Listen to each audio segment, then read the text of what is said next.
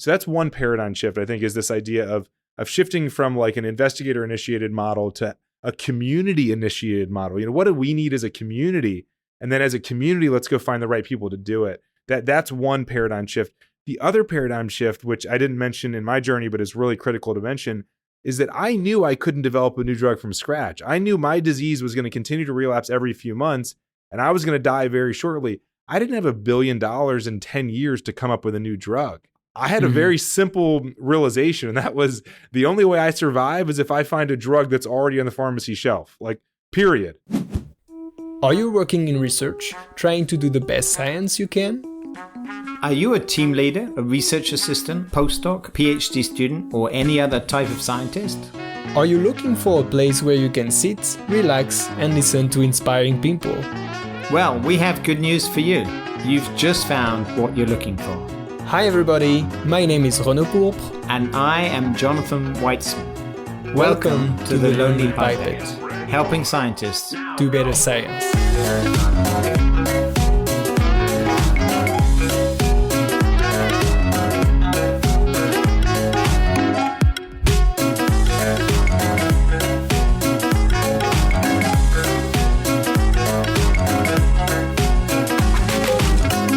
My name is David Fajgenbaum. I work in translational research at the University of Pennsylvania, and I feel thrilled to share my tips with the Lonely Pipette.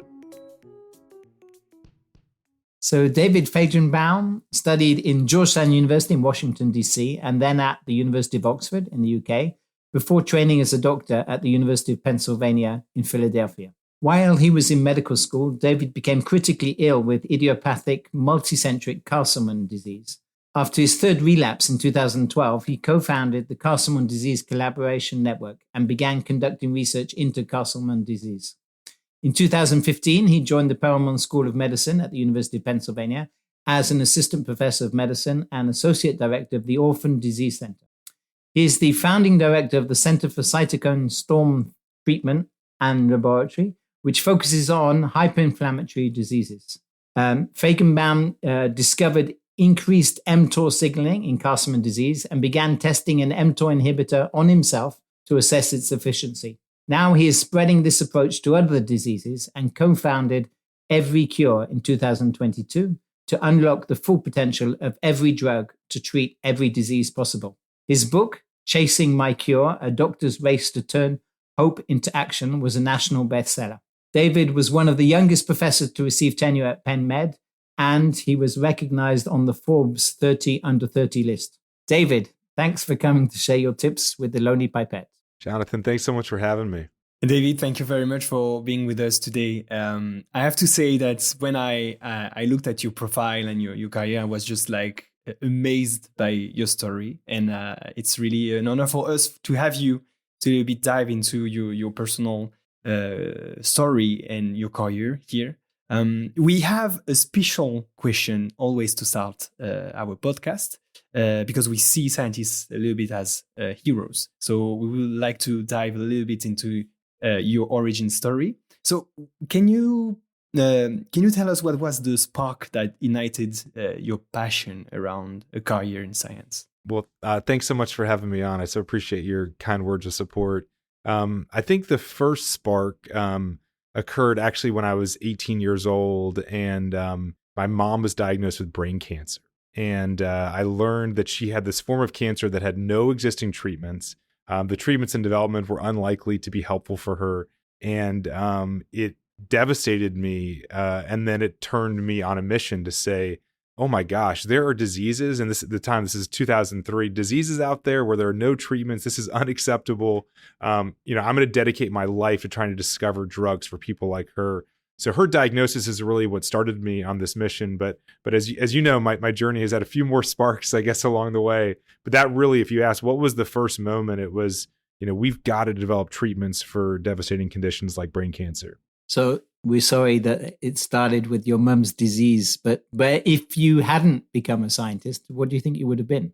I think that I probably still would have gone into medicine. I think maybe I would have been more of a clinical physician. I think I always was interested in medicine and health and disease, but it was my mom's diagnosis and the realization that if the drugs don't exist, the doctors can't treat it. that really led me to want to become a scientist so I can help to develop and identify those drugs. You were also a footballer at some point, right? I was, an American footballer. That's right. Yeah, I played quarterback at Georgetown. And for those people across the pond, Georgetown is not known for our football. Just by the way, we're known for other sports. Football is not one of them. But it was an incredible experience. And truthfully, I learned a lot from playing college football and a lot from being a part of a team like that I use every day in the way I manage my center and my lab here at Penn. That's great. Wow. So there's this strong personal passion at the beginning. The career, as all careers, go up and down. Are there any points where you've had doubts and thought you might give it all in and go and do something else?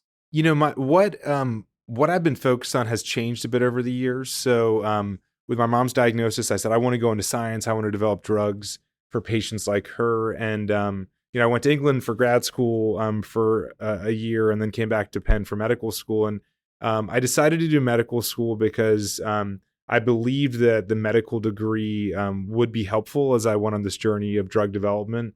But while I was in medical school, I sort of started to fall in love with clinical care. And so I said, gosh, maybe I'll just, be a straightforward, clinical oncologist and maybe not get that involved in research. So I guess I would say that my interest in research, peaked with my mom's illness, and then it was sort of becoming more clinical. And then, as you know, in my own personal case, when I got very sick with this disease, Castleman disease, that gave me this newfound personal desire to get involved in research. So yes, I guess my goal went from research to clinical care back to research. But since I went back to research when I was 25, it has only gotten stronger and stronger by the day. That's the perfect transition for the next question we had for you, actually, because we wanted for you to tell us a little bit more about your story about finding a cure for Castleman disease. Can you share a little bit of this huge path? Sure, with us? Absolutely. So I was a healthy third-year medical student. I wanted to be an oncologist, like I mentioned earlier, in memory of my mom. My interest in research was sort of waning a bit, and I was, focusing more on clinical care. And out of nowhere, I became more ill than I even thought was possible. My liver, my kidneys, my bone marrow, my heart, and my lungs all began to fail. I went from literally delivering babies on my OBGYN rotation, which you could argue is almost like a pinnacle point of medical school, right? Bringing life into the world, to within just a few weeks being in the intensive care unit in the exact same hospital, having my last rites read to me by a priest because my doctors were sure that I was going to die. And it happened so quickly. It took 11 weeks to make the diagnosis. I spent in the intensive care unit. And over the course of those 11 weeks, we didn't know what it was that was killing me. I gained 70 pounds of fluid. I drifted in and out of consciousness. I needed daily transfusions of red blood cells and platelets just to keep me alive. And finally, the diagnosis came in of idiopathic multicenter Castleman disease, which most listeners probably have never heard of. But an easy way to think about IMCD is it's a cytokine storm, your immune system becoming hyperactivated for an unknown cause. And that cytokine storm causes severe multi-organ system failure. So when I'm in the ICU with my disease, I look like I have sepsis or I have, the most severe infection you've ever seen. And so all of my organs shut down. I got a good amount of chemotherapy, which got my disease into remission. But I kept having a relapse after relapse. I failed to respond to an IL-6 blocker, which was the only drug in development. There were no more clinical trials. There were no more promising leads. When I failed IL-6 blockade, that was it. But so in terms of, my journey, that was a real turning point for me when I went from being this sort of hopeful medical student who believed that, there must be drugs in development, there must be researchers working together collaboratively. In my book, I call it the Santa Claus theory of science. And that's that I sort of naively believed that there were teams of researchers sort of working together collaboratively around the world, kind of like on Santa every disease. And his elves on every disease. Yeah. And that solutions were being found as quickly as possible, and that the only thing holding back progress was technology. How quickly can we develop the technology? That was the leading edge, and that cures were sort of right at that edge. What I've learned subsequently is that there are no Santa's workshops. There are a few diseases where there truly are the equivalents, where there is that sort of international collaboration. But for the vast majority of diseases, particularly rare diseases, it's a lot of sort of happenstance, a lot of randomness that leads to a drug moving forward. And so that's when I decided to dedicate my career to trying to find, or my life, not just my career, my life, to trying to find a treatment for this disease. And that journey progressed into me collecting blood samples for myself and storing them in the freezer in the lab in the weeks leading up to my last relapse, and then surviving thanks to a lot of chemotherapy, but then going back to the lab and performing flow cytometry on my PBMCs, serum proteomics on my serum, immunohistochemistry on my lymph node tissue, which all converged on a discovery that I made, and that's that there's increased mTOR signaling in my immune system, and also we've now discovered in other Castleman's patients' immune systems. And so I tested an mTOR inhibitor on myself, and it's been over 9.5 years. I've been doing great on it. Yeah, I must say, so we're on audio only, but you look great. Thank you. Unbelievable. I feel great. So mTOR is the key? It's the key for me. So what we've discovered is that there's increased mTOR signaling uniformly across patients with idiopathic multicenter Castleman disease. As you and all your listeners know, there are many times where you find increased signaling or increased activation of some pathway, but inhibiting it is not effective, right? We see that all the time in biology. What we found is that it's uniformly increased across all patients, but that somewhere around 20% of us respond really well to mTOR inhibition. The rest of us, we've got sky-high levels of mTOR activation, but inhibiting it doesn't seem to make any difference. And so presumably there's some sort of bypass pathway, or maybe it's just some sort of epiphenomenon of the hyperinflammatory state we're in. But for me, it turns out that turning mTOR off prevents this entire cytokine storm from emerging. So how did you convince your doctors? Because they presumably had told you this is it. There's nothing to do, and you did all these tests and then found the inhibitor. How did they respond? So a few of my doctors, or a couple of them, weren't willing to entertain the idea at all. They said, David, this is it. Go spend time with your fiance, Caitlin. Go be with your family. Like, stop doing all these experiments in the lab. Like, you're not going to find anything. You're just wasting your time. So a couple of my doctors told me to do that. A couple of them were sort of like interested, like, maybe, show me whatever data you have. And one of those doctors who was interested to see what I came up with was actually at the NIH. And so I did all the serum proteomics. I did this enrichment analyses, found this mTOR signature. I had a lymph node cut out during my last relapse. I asked my doctor to get a lymph node out, so that way if I survived, I'd have some tissue to work on. And so got the lymph node out, and I did a really cheap immunohistochemistry stain for phospho-S6, which is this really reliable marker for mTOR activation. And it came back just blazingly positive compared to all the controls I ran it on. And so I got in my car and I drove down to Washington, D.C. I live in Philadelphia and I was in medical school at Penn at the time. And so I drove down to Washington, D.C. and I met with my doctor in the lobby of NIH. And I didn't even, I wasn't seeing him in a clinical visit. I didn't have an appointment. I literally just met him outside the Aubon Pain in Bethesda at NIH. And I just, put the data across the table and I showed it to him and I said, what do you think? He said, well, we've got no other options. And so if I had any other options, I'd probably try them because who knows if this is going to be helpful, but we really don't have any other options. So, I'm willing to prescribe an mTOR inhibitor and let's see what happens. And so he took that leap of faith and here we are over 9.5 years later. Did you, seeing this period now with much more time behind you, Did you see a lot of restraint for you to go there and try all those hypotheses, or and if yes, how did you convince yourself to keep going and try to decipher this mysterious way to cure your disease? Yeah, it's a great question. So for me, I was a third-year medical student. As we discussed, I dreamed of being a scientist and being a part of identifying and developing treatments, but I frankly wasn't that qualified. My master's at Oxford was all computational. It was no time in the wet lab. So, I was a very lonely pipetter when I was in the lab, and I was certainly an inexperienced pipetter. For me, I was engaged to Caitlin, and I wanted to get married to her. I wanted to have a family. I had, put so much of my life into my training, and I wanted to, maybe be a part of some discoveries that could help patients one day.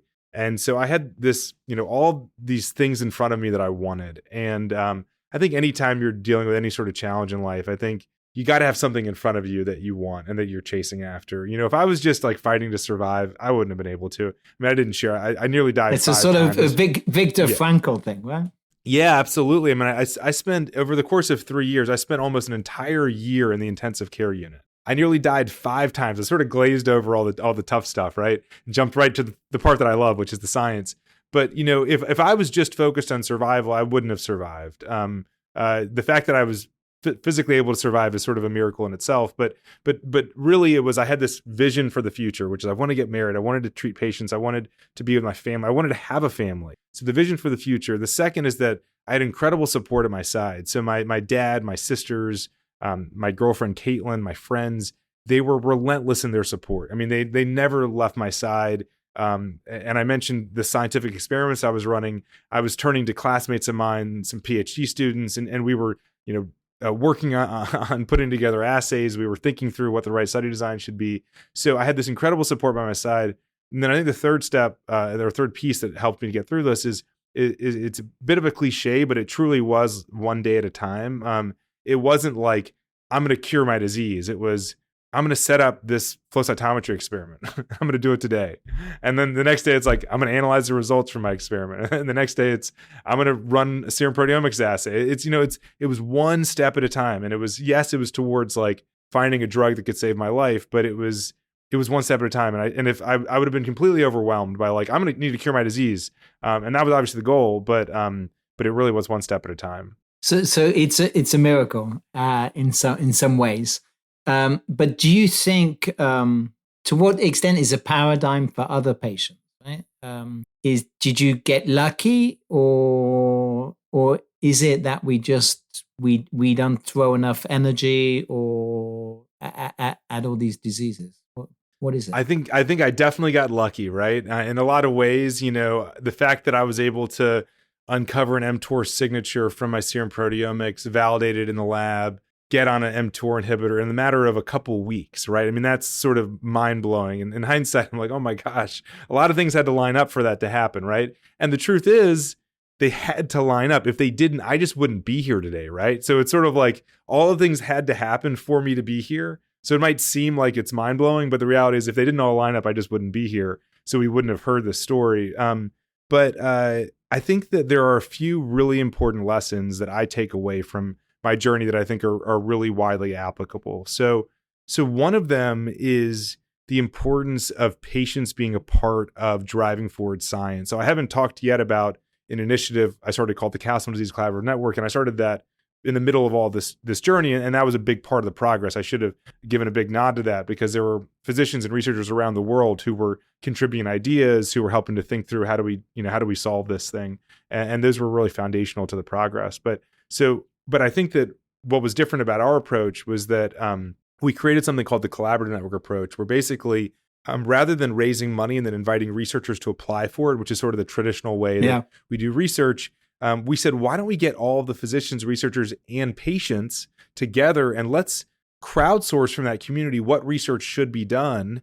And then let's go out and figure out who's the best researcher in the world to do those studies. So let's not just invite a bunch of Castleman's researchers to apply to do things that those Castleman's researchers don't know how to do.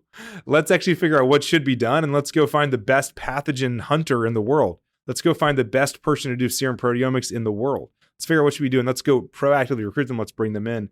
So, and the key part of this is that it's patients are part of the process. And so patients are actually saying, yeah, we really want to identify a new treatment approach. We want diagnostic tests that are better. We want to be able to preserve our fertility, things like that we're not thinking about. When I wear my scientific hat, I'm not thinking about those things. When I wear my patient hat, I am thinking about those things. And so, and it certainly wasn't just me that was a patient perspective. So I think this idea of getting us all together to come up with what we should do and then figure out the best people to do it, it's a bit counter to the way that we all do science, right? If I come up with an idea, I'm the one who gets to write the R01 for it because it was my idea. And I'm the one who gets to do the research because it was my idea. But wait a minute, what if there's someone better at doing the research? It may be my idea, but what if someone's better at doing it and it'd be better for patients if someone else does the research?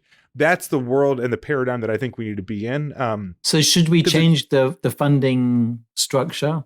I think that there's a role for the current structure of investigator initiated, and through the Castleman Collaborative Network, 10% of the money we give out every year is through this model, the sort of the old school model of like, we've got money, who wants it, right? The other 90%, we go from the top of our list of prioritized studies, and we say, okay, we've done number 1, we've done number 2, number 3. We, have prioritized doing a broad serum proteomic study across these diseases. Let's go find the right group to do it. And actually, we find ourselves turning into companies quite often, because over the years, we found that companies or CROs have been able to deliver results more quickly, and in some cases, maybe even more effectively than some of our academic colleagues. And I don't say that in any sort of a negative way. Of course, I'm an academic, but just to say that we found that when we have a very clear idea for what needs to be done, we've had a lot of success with working directly with companies to actually get those things done. So that's one paradigm shift, I think, is this idea of shifting from like an investigator initiated model to a community initiated model. What do we need as a community? And then as a community, let's go find the right people to do it. That's one paradigm shift.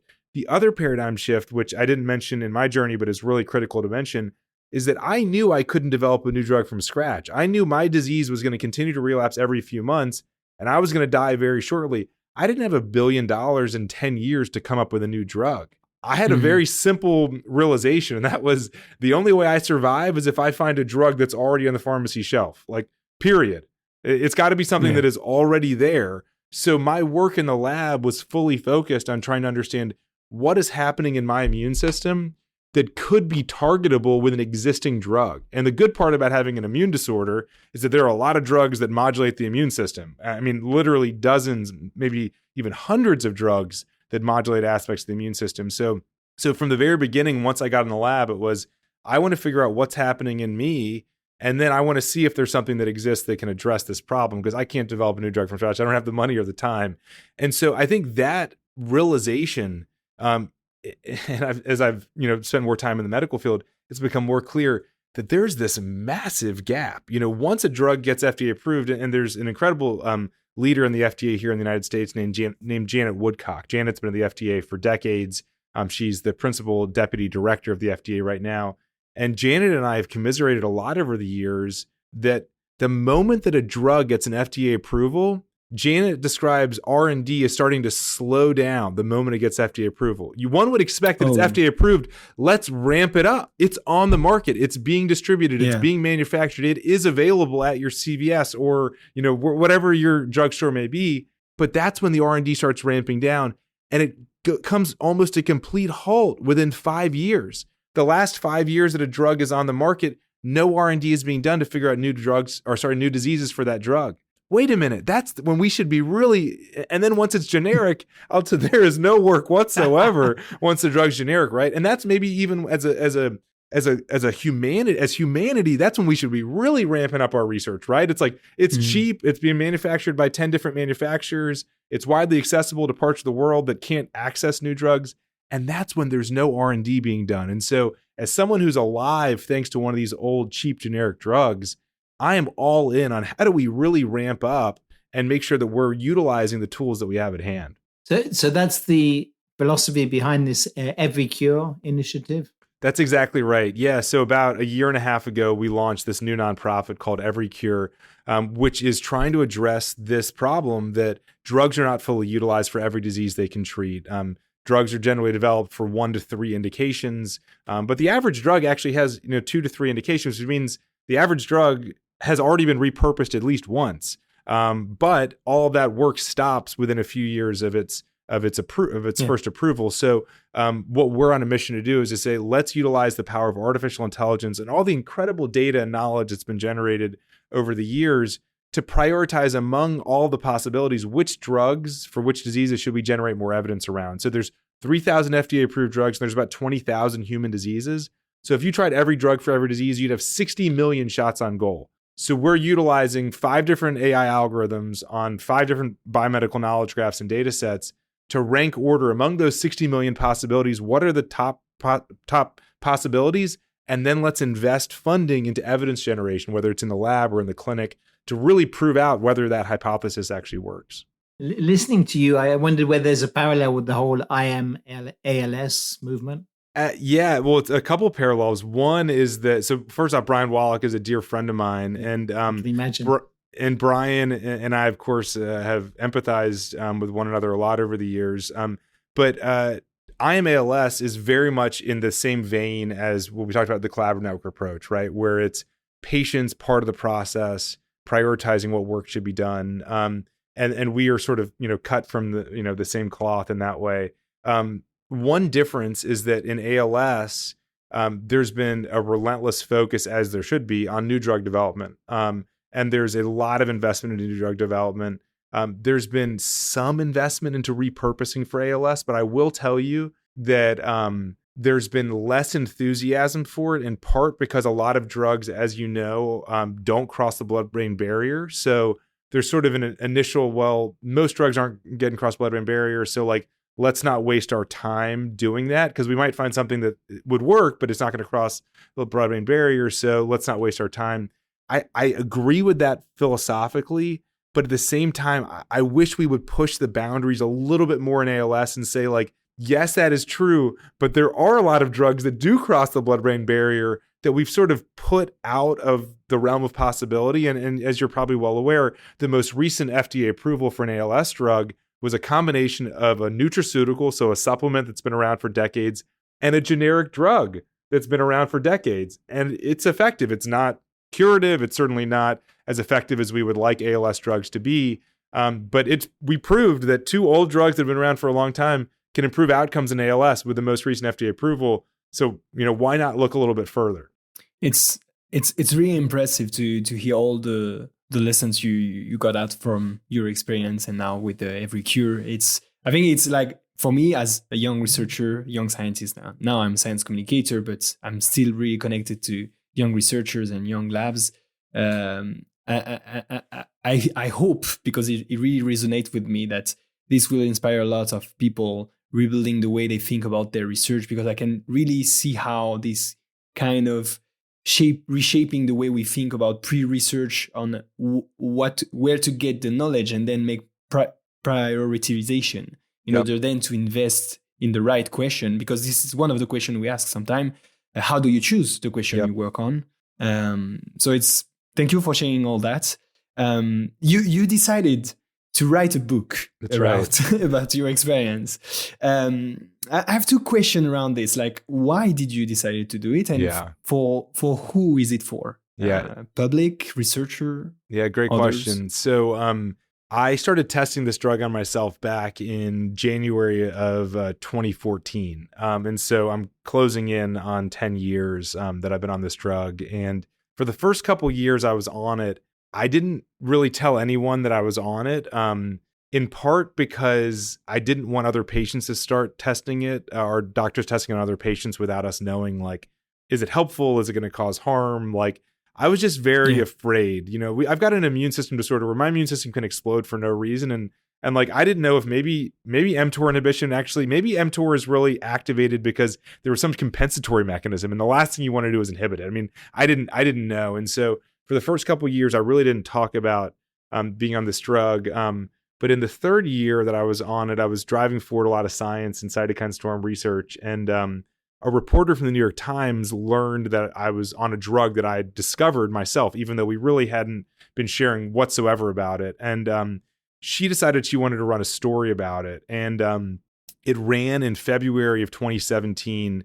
Here in the States, it was on Super Bowl Sunday, which is a day that I guess a lot of people read the newspaper. And it ran in the New York Times as a cover story, and it got a tremendous amount of exposure. The title was "Doctor, Cure Thyself," and it got a lot of readership. And that next Monday morning, when I looked at my email, I had been contacted by literally dozens of agents and publishers and lots of people in the film and the book industry. And so it was, you need to write a book. And I said, well, I don't have time to write a book. I'm busy trying to figure out this disease. And what they told me is, well, no one who writes a book has time to write a book, right? Everyone who writes books is too busy to write a book, but they figure it out. And so I ended up working with Penguin Random House and this amazing editor there.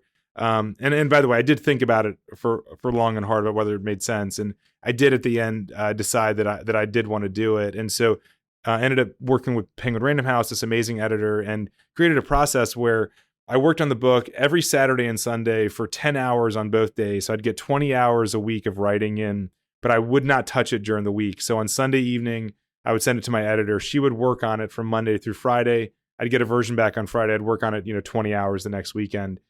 So I was able to keep all of my work moving at full speed while also, over the course of 50 weeks, so 50, 20-hour weekends, I was able to write the book. And the interesting thing is that this is also the last year that my wife and I were just the two of us before our daughter was born. So our daughter was born on August 19th. Try finding 20 hours a weekend. I know, right? Yeah. So my daughter was born on August 19th, and I handed in the book on August 1st, and that was somewhat intentional because I knew that once my daughter arrived, that I was going to have 20 hours every weekend. But it does mean that I literally spent every free moment of like the last weekend where my wife and I, had an empty house, just the two of us working.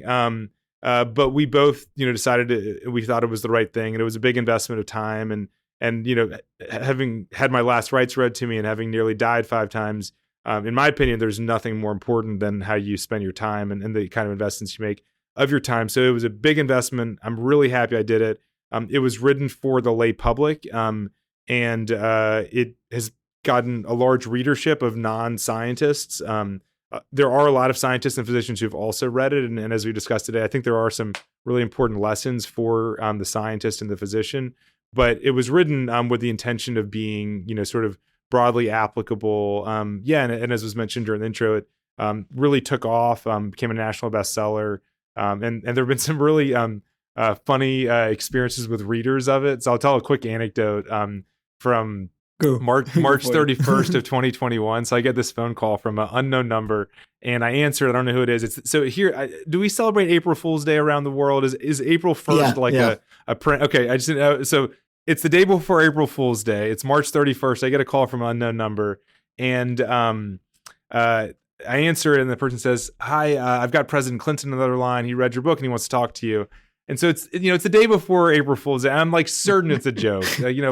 Of course it's not President Clinton. So I answer it, and then I hear, "David, it's Bill Clinton," and I'm like, "Oh my gosh, it really is President Clinton." And of course he's got this this accent that that it's hard to. You basically you think it's got to be fake because it's like so pronounced, right? But it really was President Clinton. So he reads about 50 books a year, and he read Chasing My Cure in 21, and he connected on a bunch of levels. So we both went to Georgetown for undergrad. We both went to Oxford for grad school. He loves football. He was in the band at Georgetown, so he watched every Georgetown football game when he was in college, and so we connected on that. He and I both are very connected to Little Rock, Arkansas. I spent a lot of time in the hospital in Little Rock. That's where I spent most of the time that I've been hospitalized in the ICU in Little Rock, because that's where the world's expert for Castleman's is. And so we connected on a bunch of levels. And he basically said, I want to support any way I can. He was really blown away, I think, in the same way a lot of people are, by this idea that the tools that we have within reach, the drugs that are on our pharmacy shelf, are the things that we do the least amount of research on in our whole healthcare system. And he's like, wait a minute, I invested billions of US taxpayer dollars into biomedical research that led to drugs getting FDA approval. And you're telling me that no one is trying to figure out more ways that those FDA approved drugs can help more people? And I'm like, yeah, that's what I'm telling you. It's horrible, but that's the system that we're in. And so that really caught his attention. And I think that there's a couple other aspects here too, and particularly related to health equity, which has been equity and access have been big priorities of President Clinton since he's been out of the White House. And so you can imagine old, cheap, generic drugs that are widely accessible all over the world can help us to deal with a lot of health inequities and a lot of issues of access to medications. So anyway, it's become a real priority of his. And we've met in person a few times. Do you think that there's been some real resistance from the pharmaceutical industry to the idea of using old cheap drugs rather than developing new expensive drugs? Yeah, I think that there's a bit of a negative connotation when people talk about repurposing, which I think probably in some ways might have been pushed a little bit by drug companies. I don't think there's any sort of conspiracy where they want us to like not use old generic drugs. But I think that we've all seen the marketing, this is the brand new drug that's more selective than the last one, and it's more effective, and it's, costs 500 times more, but, all those things. So we've all heard that. And I think that has permeated a bit into the way we think about things. I mean, frankly, as a society, as humanity, we don't necessarily like to recycle things, like old things are sort of old. And like we as humans, I think we like new things. And so it might just be in our DNA that like, that we like the idea of some new selective expensive drug over something that's old and safe. But I think that, so I think there is something to it from pharma. I think that there's also, I think it's a lot of it has to do with incentive systems that we have, in academia, we get incentivized by grants and by papers, and we all know that a new cellular immunotherapy is going to get a higher impact journal publication than a cheap old drug, that you can't, get money to run a clinical trial of, right? So I think there's some aspect of incentives, and I think probably some aspect from pharma too. I had another question. If we go back to one of the specificities of your path is we asked previously in several episodes to the people, to researchers, what advice they will give to young researchers if they want to be more involved with patients. But can we flip the question around with you and ask if you have any advice? What advice would you have for patients who want to get more involved into research? Is there something we can do here? Is there a good way to see? Should they be injecting themselves? So no, do not inject yourselves with medications. Do not do that. Yeah. What is it?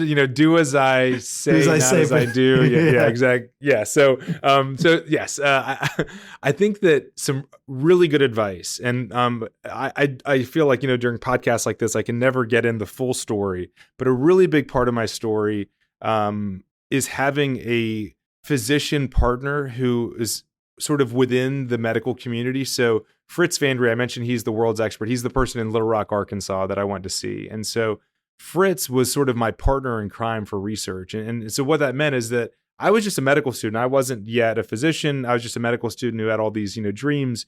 But because I had Fritz as my partner in crime, I could send emails to other physicians and researchers, and I could, copy Fritz on it and say, Fritz and I wanted to reach out because we read your paper. Really, I read the paper and I had questions, but Fritz was, it gave me credibility. And so finding a partner, whether it's your doctor or it's someone in the field as a patient that you can do this with, that can give you some credibility. They wouldn't have responded to David Fajgenbaum, the medical student, but they responded to David Fajgenbaum and Fritz Van Ree because they had heard of Fritz and they knew what he was doing, and he's this amazing myeloma doctor.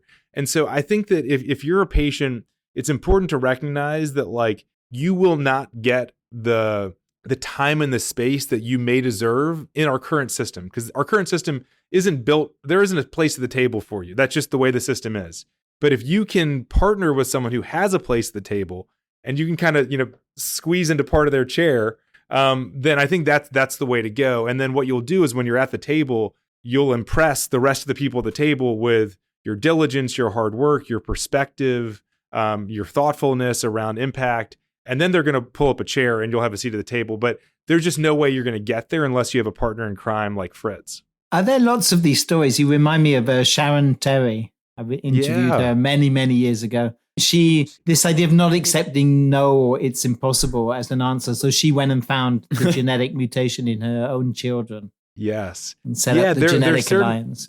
Yeah, there certainly are a number of folks like this. So Sharon Terry falls in this category. Josh Summer, Josh was diagnosed with a rare form of cancer his freshman year at Duke and dropped out of Duke, and he's made his whole career and his life around chordoma research. And he took a lot of, or he never took no for an answer.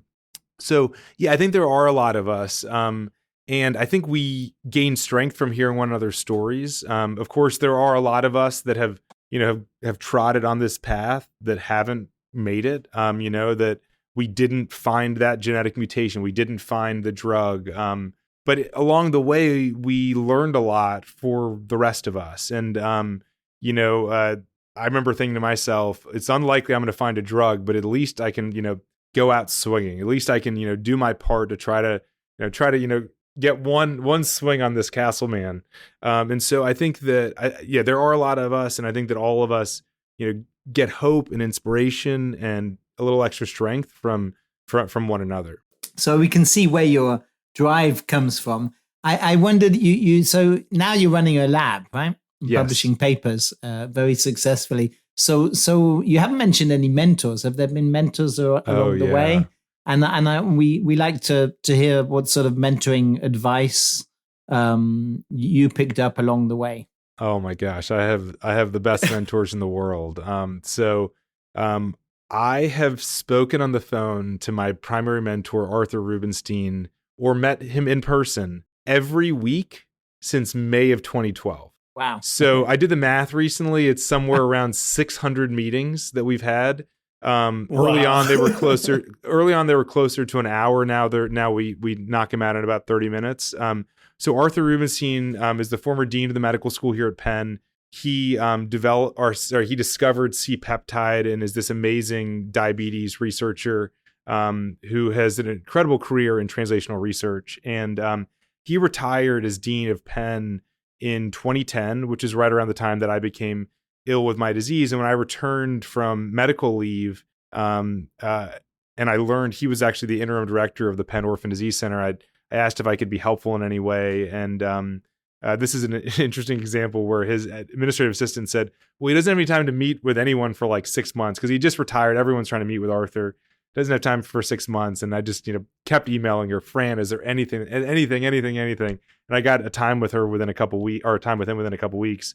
And when I met with him, I brought a plan for the Orphan Disease Center. So he just made the interim director. And I said, Arthur, I've come up with a strategic plan for, what the Orphan Disease Center should look like. And here it is. And he's like, who is this kid? And why is he giving me a strategic plan? What is happening here?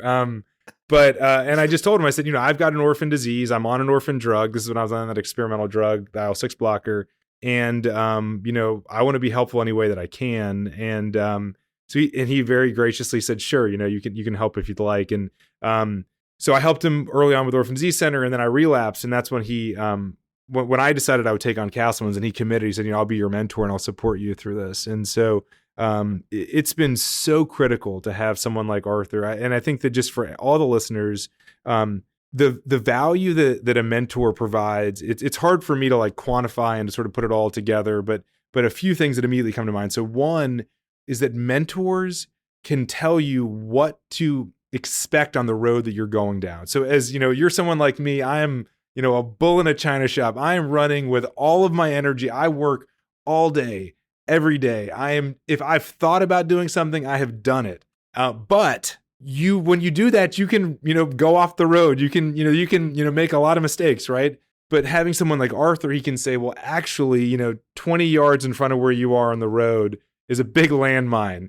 Don't do this. And so mentors can be really good for folks like myself that are young and hungry and just go to say, well, be careful of this. Expect this. Let's plan for that. Whereas I would have no idea to plan for because I haven't run into the roadblock yet. Arthur, he probably never ran into any roadblocks, or he would say that he did because he's a very modest and humble person, but he knew where the roadblocks were in ways that I never could have. And so that's one thing. Another is having a critical eye on everything you do. I think the best mentors are mentors who give you the full story. They don't just tell you, great job, Dave. They say, Dave, you really could have done this better. And you really should have thought about this other way. And I know where you were coming from, but I didn't like that approach. And so, I played college football, and that's something that you, in sports, you have coaches who are constantly criticizing you. A lot more criticism than positive affirmations. And I think that criticism, constructive criticism from someone who you trust, and that they're just giving you that criticism because they care about you and they care about your vision and they care about your success. And so I think it's about roadblock, navigation. It's about having that sort of critical eye, looking at the work you're doing, giving you the feedback you need. And then I think the third thing is it also gives you a tremendous amount of confidence, or gave me a lot of confidence in my decision. So we would have a tough decision. Do we work with this company or that company? Do we do this or that? And after spending 30 minutes working through it with Arthur and coming to a decision, I now felt more confident in my decision than I would have if I had come up with the answer on my own. So I could then move forward with confidence, knowing that, this is something that we've really pressure tested. So cannot overemphasize enough how important mentorship is. Thank you for all those precious tips. We can definitely feel the passion and the thing. Like you really appreciate it to have those mentors around you. Oh, and, yes. We cannot stress enough this in the podcast, but thank you for doing it again and in your own way. What are example of qualities that people need to work in effective translation research? Do you have any insight on that? Without necessarily being ill first. Yeah. Don't make yourself sick or test drugs on yourself. We'll leave those two things. We'll leave those two things out. I think that it's a lot of things that I think are going to be important for success, regardless of what field you're in. I think that you've got to have a really clear vision for what you're working towards. You have to know, like, of course, none of us know the results of our experiments, and that's fine. There's no way to know. That's why we do the experiments. But you got to know what you're working towards. You got to know, how does this experiment fit into the bigger picture? So that's one. I think having that really clear big picture view for what you're working towards. Another is don't chase the funding. I found that my colleagues that are same place as me in my career have really gotten sidetracked by doing research and pursuing studies because that's where the grant funding was. It's not really what they were interested in. It's not really where the science was directing them, but that's that's where the money is. I really recommend against that. I really believe that if you do good science and you're asking questions that are meaningful to you and to others, to stay the track, keep doing that. Don't veer into another lane just to, pick up funding, because in actuality, it'll make it harder to then get back into the lane that you were in because you're going to be distracted. So I think clear picture, don't chase the money, stay focused. I think focus. You might hear me talking today and be like, David doesn't sound focused at all. He runs a lab, he runs a center, he runs this every cure thing. The reality is that I've been able to expand my focus areas a bit because I've built really great teams around each of these. So I've got a nearly 20 member lab here at Penn that's focused on hyperinflammatory diseases.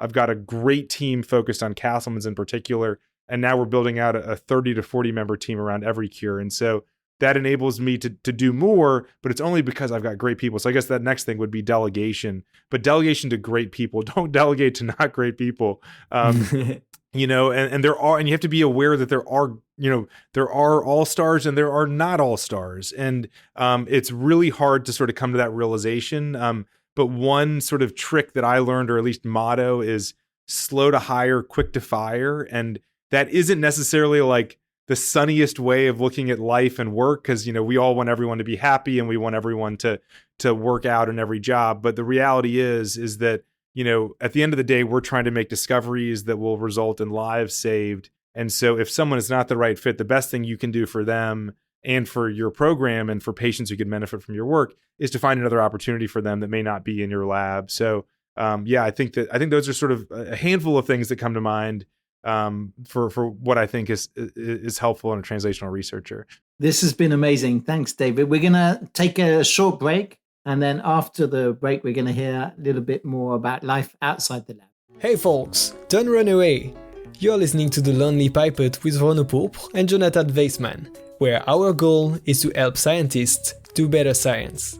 If you're enjoying the show and you want to learn more, you can follow us on Twitter at Lonely Pipette. And please share the podcast with your friends. If you don't want to miss any of our future episodes, you can subscribe to our mailing list and join our community. Click on the subscription link on our Twitter account. It's as simple as that. Take a few moments to get more tips from the Lonely Pipette. Welcome back. You're listening to the Lonely Pipette with David Fajgenbaum. You told us about your amazing story and how you cured yourself. And now in the second half, we want to hear a little bit more about you, maybe outside of this, the lab and this translational research. So we like to start with a question. Do you have a morning routine? What does it look like when David wakes up in the morning? What happens? So I've got a 5-year-old daughter and a 2-year-old son, and my 5-year-old daughter sleeps in bed with my wife and I every night. She comes in the room at about 1 a.m. And so I wake up with my 5-year-old sort of like poking me in the shoulder at about 6 a.m. saying, Daddy, wake up. Because the mornings are for me and my kids. And so my wife, sleeps in a little bit longer. And so, my 5-year-old pokes my shoulder. We roll out of bed. I go grab our 2-year-old, who's usually hanging out in his crib talking to himself, and bring them downstairs. And we spend an hour and a half together, just the three of us. It might be playing with some of their stuffed animals, eating a little bit of breakfast. Sometimes we do exercises together. Where I'll have like my kids sort of hang on my back while I do push-ups. So yeah, that's what my morning looks like. It's the three of us, and my wife comes down. So how early does that start? What about time does 6? From like 6 till 8 a.m. It's me and my two little ones. I call them my pookies. So it's me and my pookies from 6 till 8. You reminded me of the time when my kids were that age, and we had more than two, and you never knew who you're going to wake up with or in which room you're going to wake up. So exactly, yeah, it was crazy nights. What happens at the end of the day? How do you wind down? Because I can see that the days are very intense, right? Yeah, they are. So I usually drive to work around 8:30, and so I'm sort of in work mode. I'm on my first call by 8:30, and I'm done and at home by 6:30. So 8:30 to 6:30 is work. I'd sort of bookend the day with calls for the drives, and so I get back home at 6:30. And my wife's very serious about 6:30, not 6:31. My daughter comes to the door and says, "Daddy, it's 6:31." I say, "I know, hon. I tried really hard. I did." So 6:30 is when I get home. Occasionally 6:31, and then so once we get home, it's dinner and bath and bedtime for the kids. And so, got the two kids, get them ready for bed. And I usually, so I put my 5-year-old to bed. My wife puts our 2-year-old to bed. And so I'm with them, mostly my 5-year-old, until about like 8:30 at night. And so I get a few hours each day with my kids, which is really special. So you mentioned before that amazingly that you almost died 5 times. I don't think I've met anyone who's ever said that. But I haven't either. How has that changed your approach to life? So you mentioned the importance of time. Yeah, it's changed everything. There I guess a few things that come to mind. So one, definitely time. In sports, you all both be very familiar with the concept of overtime. So in a sporting match, there's overtime time that you didn't think you'd have. And in overtime, there's this incredible preciousness to every moment of overtime because like if you mess up in the first half of the game, you can make up for it. You mess up in overtime, the game's over, right? And so there's this real focus in overtime. And that's how I feel like I've been in for, the last 13 years, right? I've been in I guess I'm in my 5th overtime now for 13 years, my 13th year of my 5th overtime. And so there's this incredible clarity in terms of I do what I want to do. I don't do what I don't want to do. And if it's not one of those things I want to do, I'm not doing it. And there's a confidence that comes with that because it's hey, when the clock's running out, you just do the things that you want to do.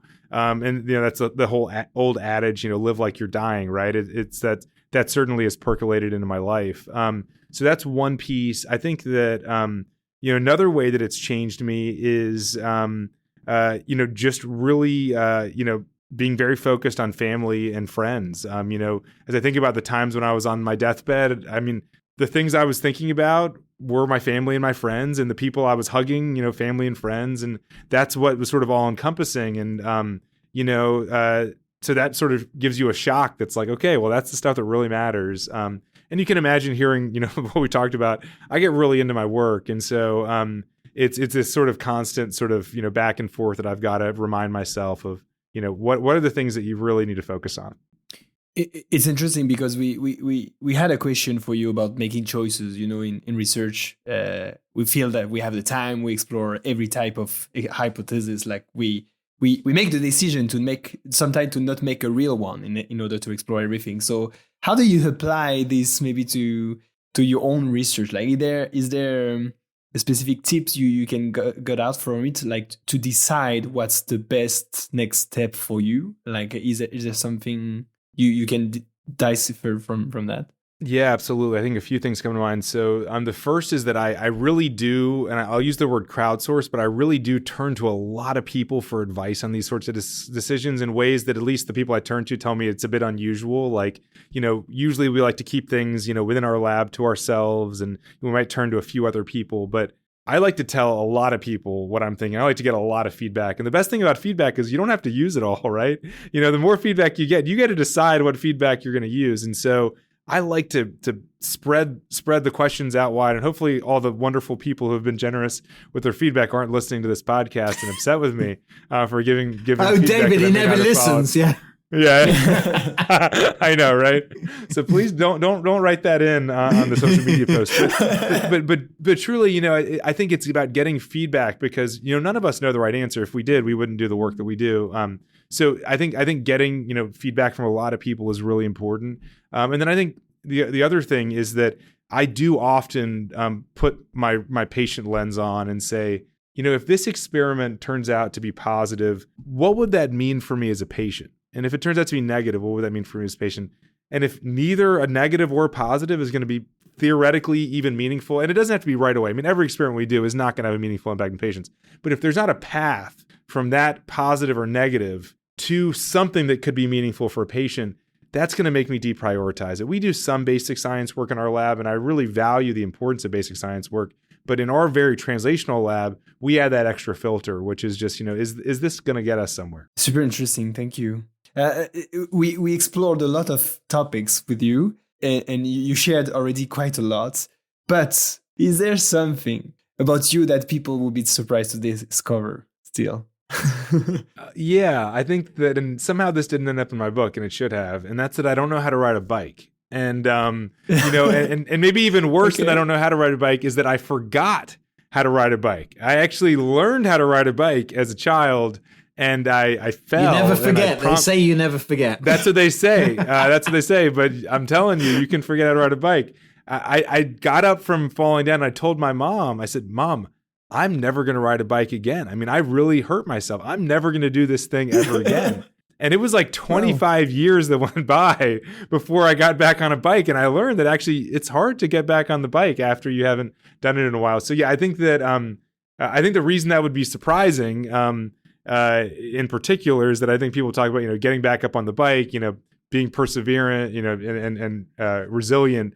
But I guess in my case, I'm more narrow, or not. I don't know if I'm narrow-minded, but I'm more like laser. If I make a decision, that is my decision. That I am resilient. So, can you think of any regrets during this impressive career? Yeah, good question. I think my biggest regret is something that I am trying to work on now, and that's that the last 9 years I have worked so hard, and this isn't me. This isn't like in a job interview where you say like, "What's your biggest weakness?" Is I work too hard. I'm not saying that.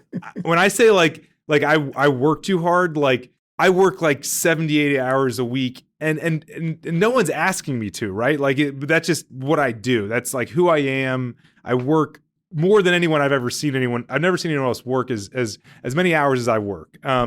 And so, yeah, the regret is that a lot of that time, was time that I could have been with Caitlin, could have been with my young kids. I actually just looked at the calendar for this last year, been traveling a ton with the launch of EveryCure. We've been out on the road fundraising for EveryCure, and we've fortunately been able to hit our goals. So I'm going to be able to really throttle back. But I spent nearly half of the last year on the road. And my son's just turned 2. I spent almost half of his second year on the planet out of the house. And so it's something I'm correcting right now, and I'm really going to try to be very intentional about it. I'm going to start, putting time blocks in my calendar that like family time that can't be, adjusted. Because I think that's my biggest regret right now is that I don't think that I've made the time for my family and also for my friends that I would like to make. And so I'm working on that. So we always ask about how do you get life-work balance, but lots of our guests say there is no balance. So.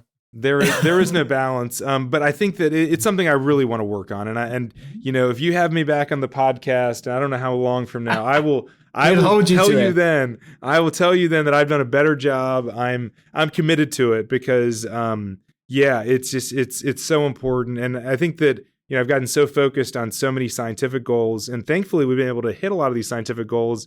And now I've really been able to build out the kind of team where I don't think I need to work 70 to 80 hours a week. I think I can work a more normal amount of hours because we've got such a great team in place. So anyway, I'm committing to all of the listeners and to both of you. We'll get you back when you've cured another dozen diseases and injected yourself with other things. Yeah.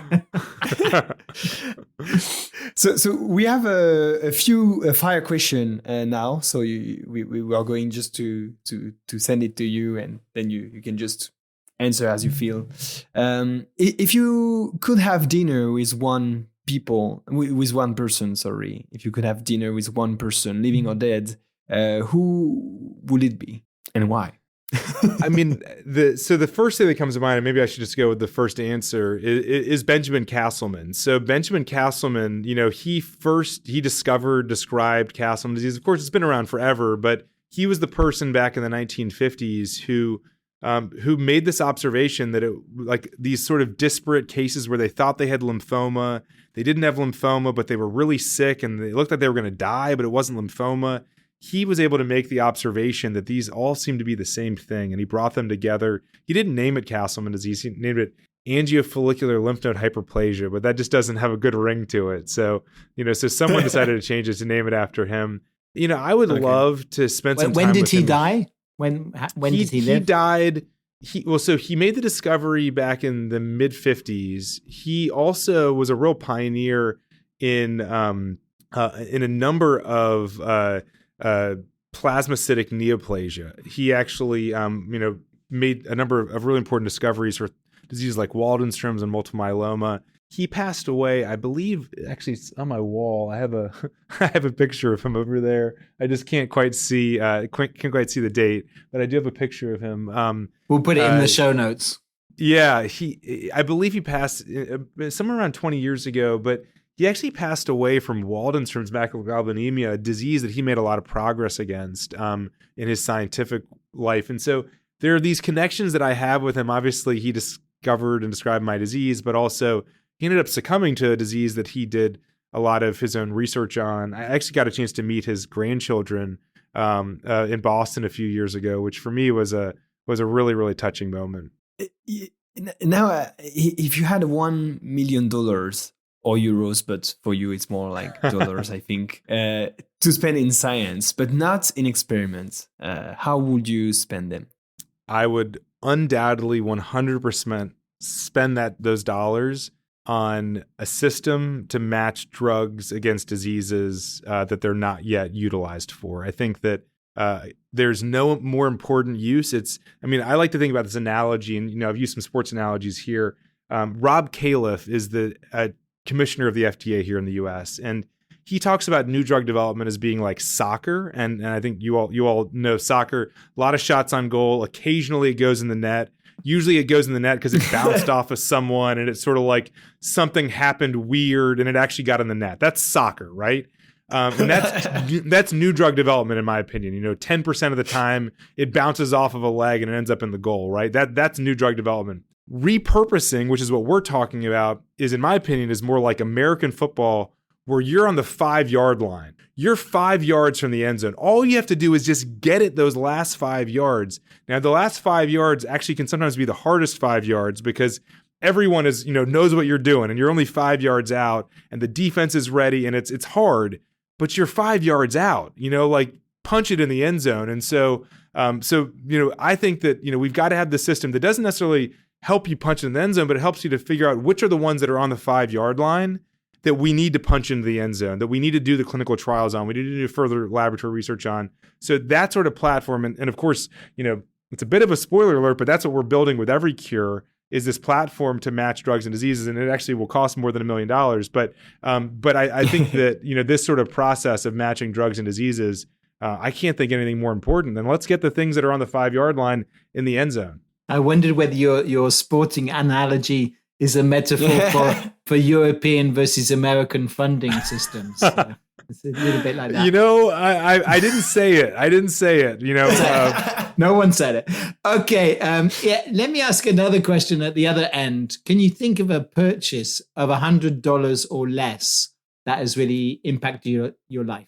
Oh, for sure. It's an easy one.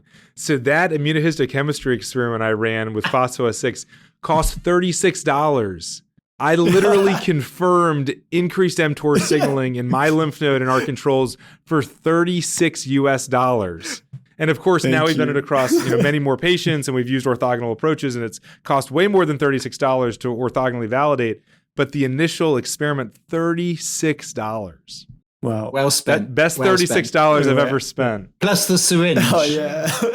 That's right. The syringe. The syringe that's a good one too. So do you have a sentence on your lab door? And if you don't, what would it be? I don't have one on my lab door, but this is sort of off the cuff. But it would be something to the effect of we are where patients. Well, this isn't very eloquent. It's something to the effect of we're the place where patients go when they're out of hope, and we create hope by turning that hope into action. We are the place where patients go when there is no hope, and we create hope by finding existing solutions. That again, it's not very catchy and it's way too wordy, but that's the essence of it. Is that we want to be where there is no hope. We want to work in the space where no one knows what to do and where there aren't options, and we want to create hope with tools that are within reach. So we're going to wrap up, and one of the last questions we always ask, I'm just looking at the question, I'm wondering how it applies. So we normally ask people, what advice would you give to yourself if you met yourself 20 years ago? Which I particularly poignant for you. Yeah. Yeah. If 20 years ago it said, keep doing what you're doing. Do not stop. Like just do all the things you're going to do. Don't stop. Don't slow down. Don't decide about another career. Don't go into business because it's not going to be good for you. Like stick on your path. Like go to grad school, go to medical school. You're going to need every minute of that training, and it is going to come in handy at the exact moment. But if you do anything different, if you take a 1-month vacation, if you take a semester off, none of it will work out. So just do exactly what you're going to do and don't question it. I love it. That's great. Thank you, David. It's been so great to spend this moment with you. We have 2 last questions just for you to share a little bit. Where can people find out more about you and your work? Sure. So you can go to chasingmycure.com. That's where we sort of track the story of my journey. I'm Chasing My Cure. It's where you can learn more about the book, and you can follow and find my social media handles. To learn more about Every Cure, you can go to everycure.org. And to learn more about our Castleman's work, you can go to cdcn.org. Yeah, we'll put all of that in the show notes. And is there anything else you would like to add to finish this episode? Well, just to thank you to both of you for having me on your podcast. This has been so much fun. I have the opportunity to do these sorts of things fairly often, and this is certainly up there with one of the most fun ones that I've ever done. And I think it's because both of you thread this needle in terms of talking about in-depth science and impact on patients, but also the humanity of this whole thing, which as we all know sometimes gets lost in our relentless pursuit of science. So I love that you ask questions on both sides of things. So a really big thank you to both of you, and I think that maybe I would just put a call to action to all the listeners, and that is if you are in biomedical research, which I suspect most of you are.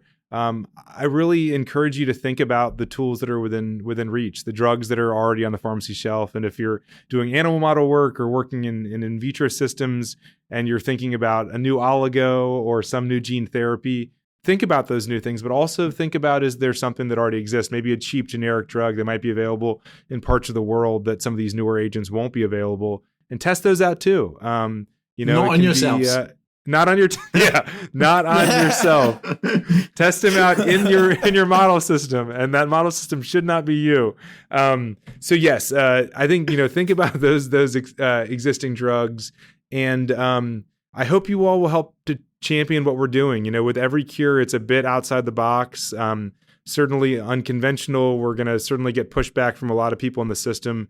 But I hope those of you that are listening today that, like to listen to Lonely Pipette and like to listen to these sorts of questions are the kinds of people and researchers that'll be on our side cheering for us and helping to raise awareness for every cure and this really audacious belief that we can utilize existing drugs in new ways, even when there's no financial incentive. And so I hope you'll be cheerleaders, and I hope you all will also be partners. So reach out to me. It's easy to find me, David at everycure.org, and it's easy to find us online. Please do reach out if you think there might be ways that we could partner. Thank you. Fantastic. Thank you, David. Thanks for so much of your time. It was fantastic. So that's it for this episode. Thank you for joining us at the Lonely Pipette. We hope that you learned something new, that something resonated with your own experiences, or that you just enjoyed the science.